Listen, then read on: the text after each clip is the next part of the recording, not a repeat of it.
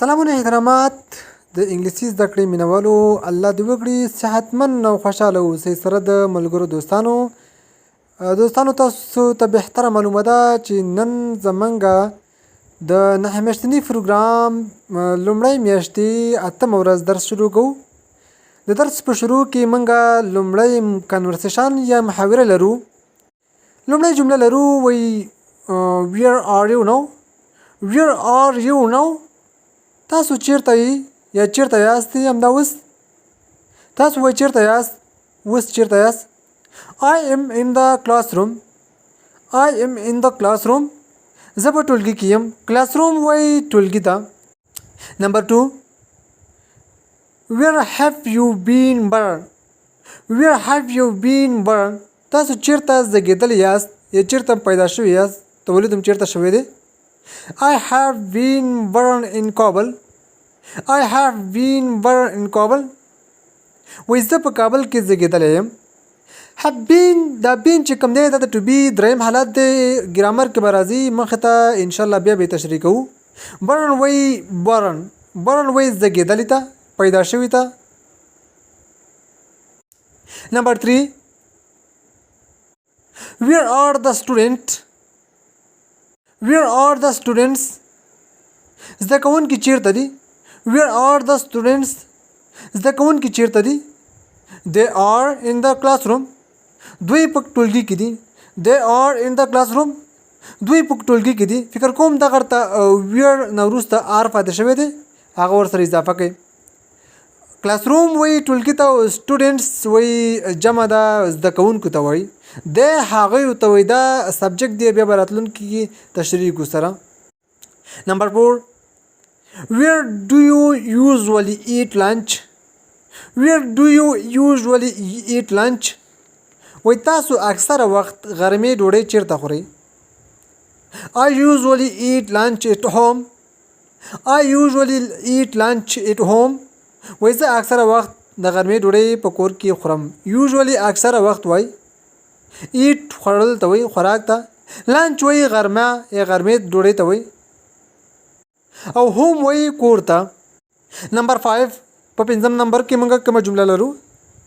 where do you want to travel to؟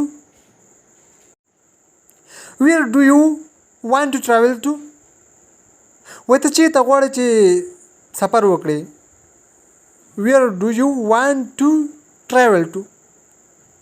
I want to travel to pilgrimage. I want to travel to pilgrimage.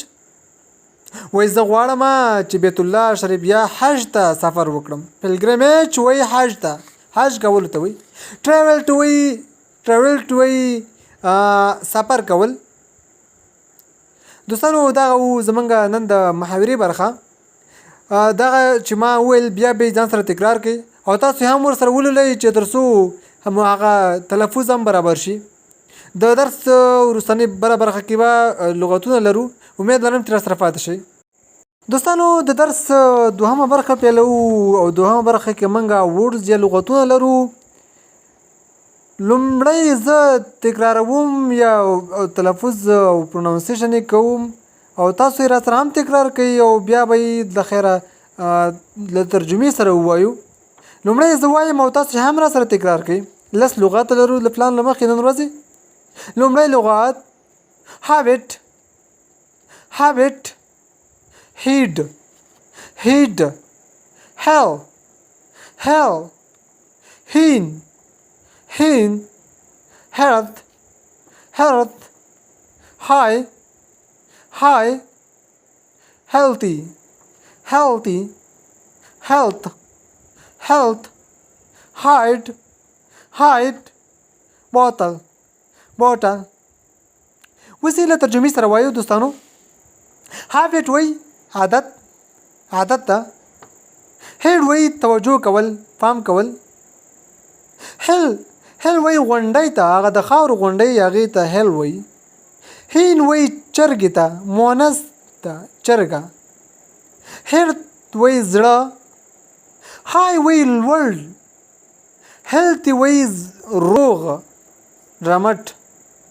health وایي روغتیا صحت.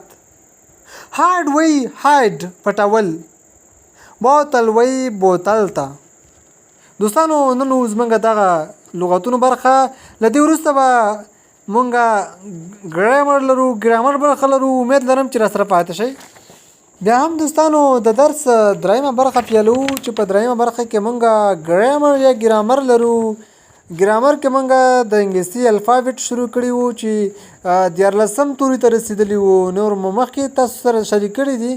14 نمبر کې موږ کیو تورې لرو. عموما موږ شروع په کانسوننټ سره کړی وای، بې غږه تورو سره. 14 تورې کیو، یعنې موږ داسې تشریح کوو چې آیا د انګلیسي الفابet په کوم ځای کې تلفظ کیږي، کوم ځای کې نه تلفظ کیږي، آیا تلفظ یې څنګه کیږي. لومړی نن ورځې کیو تورې لرو. وایي کیو تورې د کاف اواز ورکوي او انګلیسي ژبه کې له دې څخه وروسته معمولا یو تورې استعمالیږي. په اکثره وخت کې په معمول سره د دې څخه وروسته یو تورې به راځي. اگزامپل کې لرو. وایي قرآن یا قرآن. قرآن په انګلیسي کې هم داسې ویل کېږي. معنی دا مینز دی قرآن کریم. سیکنډ اگزامپل په دوم نمبر کې بل مثال لرو. کویک. کویک هم دلته ما تلفظ لیکلی دی او معنی دا چټک یا تیز.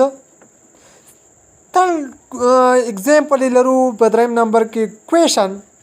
کویشن وایي پوښتنه کول ته هم دلته تلفظ هم شته. اوس راځو 14 نمبر ته. په انګلیسي الفابet کې موږ په 14 نمبر کې آر تورې لرو. دغه تورې د ری غږ لرونکی دی او اگزامپل کې لرو رحیم.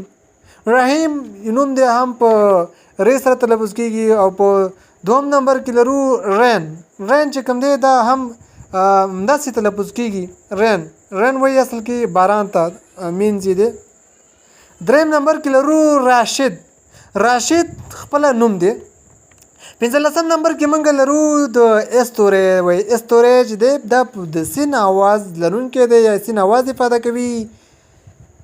او دلته اگزامپل لرو نمبر 1 کې سن. سن خپله دلته تلفظ هم لیکلی دی، همداسې تلفظ کېږي. سین نون سن. سن معنا یا مینز زوی ته وایي. سسټر. سسټر هم تلفظ لرو دلته خور ته وایي خور. تل اگزامپل د دې توري سردار. سردار هم دلته سین تلفظ شو. سردار خپله نوم دی. 14 نمبر کې موږ لرو ټي تورې. وایي دغه د ټي تورې په پښتو کې مثال د ټي اواز لرونکی دی او کله چې د کلمو په منځ کې مخکې د سی ایچ څخه راشي نه تلفظ کېږي. یعنې مخکې له سی ایچ څخه راشي نه تلفظ کېږي کلمو په منځ کې. اگزامپل کې لرو واچ. واچ کې دلته ټي نه تلفظ کېږي، فقط واچ. ما دلته تاسو سره تلفظ هم شریک کړی دی. خو واچ واچ وایي لاسي ساعت ته. او بل له دې څخه بدون لکه مثال اس تلفظ کېږي. سیکورټي. له دې څخه وروسته مثال ټي تلفظ کېږي. سیکورټي کې وایي امنیت ته. دوستانو دا موږ د ګرامر برخه. وروسته به موږ کورنۍ دنده لرو. امید لرم چې راسره پاتې شئ. مننه.